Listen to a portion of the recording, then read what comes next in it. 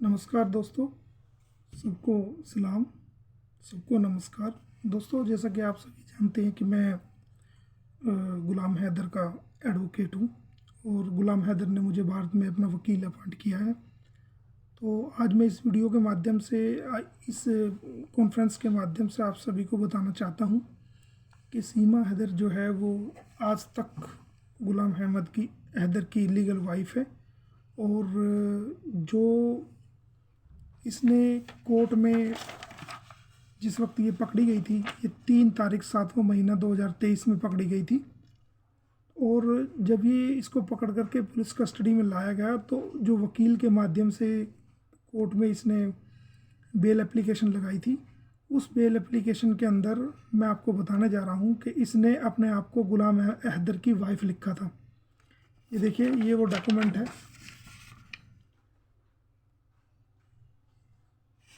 जिसके अंदर bail application के अंदर सीमा ने अपने आप को गुलाम हैदर की वाइफ कोर्ट में बताया था कि जी मैं गुलाम हैदर की वाइफ हूँ और मुझे जमानत दी जाए।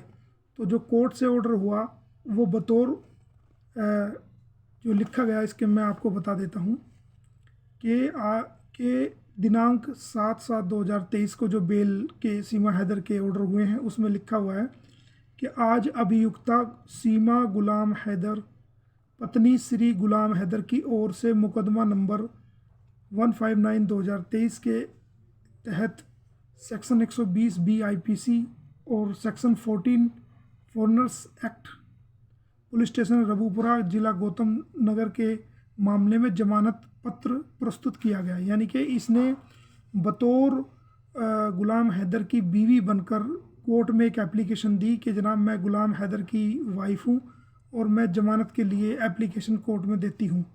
और ज़मानत की जो एप्लीकेशन कोर्ट में दी गई वो बतौर गुलाम हैदर की पत्नी सीमा हैदर के तौर पे ज़मानत की एप्लीकेशन को एक्सेप्ट किया गया। और उस एप्लीकेशन पे जो बेल के ऑर्डर हुए, वो बेल के ऑर्डर बतौर गुलाम हैदर की पत्नी के रूप में इसको ज़मानत दी गई है और इसमें कहीं भी सचिन का नाम नहीं लिखा है। तो इससे साफ जाहिर है कि ये दिनांक 7/7/2023 को गुलाम हैदर की बीवी थी और अब भी है। और कोई तलाक ना भारत में हुआ था और ना इसका कोई तलाक जो है वो पाकिस्तान में हुआ था। तो जो ये ऑर्डर हैं, इस ऑर्डर के अंदर मैं बता देता हूँ कि कोर्ट ने क्या बेल एप्लीकेशन पे ऑर्डर किया। उन्होंने लिखा कि सीमा हैदर के वकील को जमानत पत्र पर उनकी आर्गूमेंट को सुना गया और देखा गया और सीमा हैदर के वकील की ओर से ये कहा गया है कि सीमा हैदर द्वारा कोई अपराध नहीं किया गया है और जो सीमा हैदर है उसके 4 बच्चे भी मौजूद है जिनकी उम्र 6 वर्ष और उससे कम है, जिनकी देख रेख करने वाला उनके अलावा कोई नहीं है। और यानी इसने कोर्ट को ये कहा कि मेरे पास 4 बच्चे हैं, 6 साल की उम्र से कम है, भारत में उनकी कोई देख रेख करने वाला नहीं है, तो मुझे जमानत दी जाए।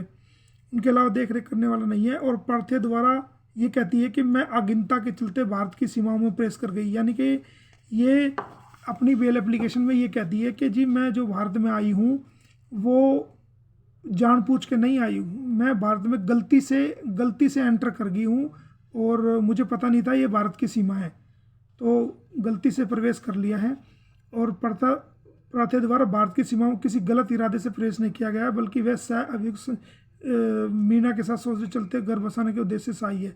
और साथ साथ वो ये भी कहती है कि भारत में वो किसी अपराध करने के लिए नहीं आई है, बल्कि जो सचिन मीना है उसके प्यार और दोस्ती के चलते हुए उसके साथ घर बसाने के लिए उद्देश्य से आई है। मतलब यानी उसको अपना पति नहीं मान रही है एप्लीकेशन में, सचिन को पति मान रही है गुलाम हैदर को बेल एप्लीकेशन में।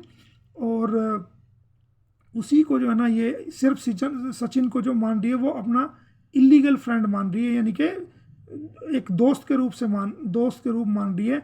और कहती है कि मैं गलती से भारत में आई हूँ, मैं जानबूझ के नहीं आई।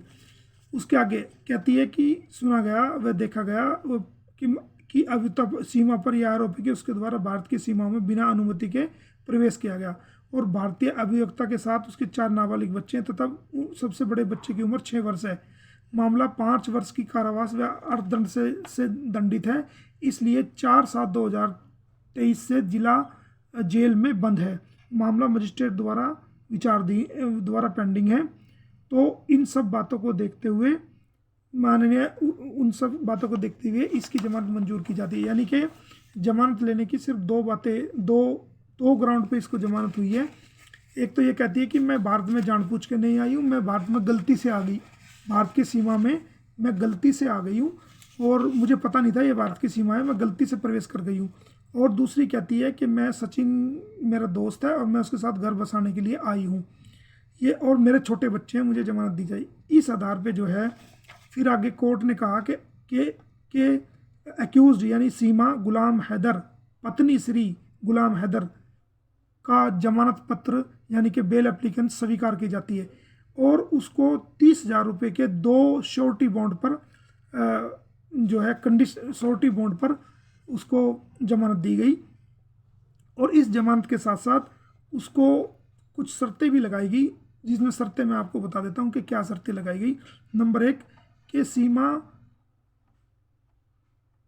किसी भी इन्वेस्टिगेशन ऑफिसर को बताए बगैर भारत से नहीं छोड़ेगी। नंबर 2 जिस पते पर वो रह रही है, जो पता इन्होंने कोर्ट में दिया है अपना, उसी पता अगर वो बदलती है तो उसको उसके बारे में सूचित करेगी। तीसरा कि अभियुक्त किसी प्रकार के अपराध को दोबारा नहीं करेगी, यानी कि इस प्रकार के अपराध को या कोई अन्य अपराध सीमा जो है दोबारा नहीं करेगी, ठीक है। और अगर सीमा किसी प्रकार का अपराध का उल्लंघन करती है तो उसकी जमानत को कैंसिल कर दिया जाएगा। अब दोस्तों, इसने जो बेल एप्लीकेशन लगाई वो बतौर गुलाम हैदर की बीवी के तौर पे लगाई है और कोर्ट में कहा है कि मैं गुलाम हैदर की बीवी हूँ। और कोर्ट ने इसको जो जमानत दी है, ये जमानत के ऑर्डर है, कोर्ट ने भी यही समझ के इसको गुलाम हैदर की पत्नी के रूप में जमानत दी है और बच्चों के सहारे से इसको जमानत मिली है।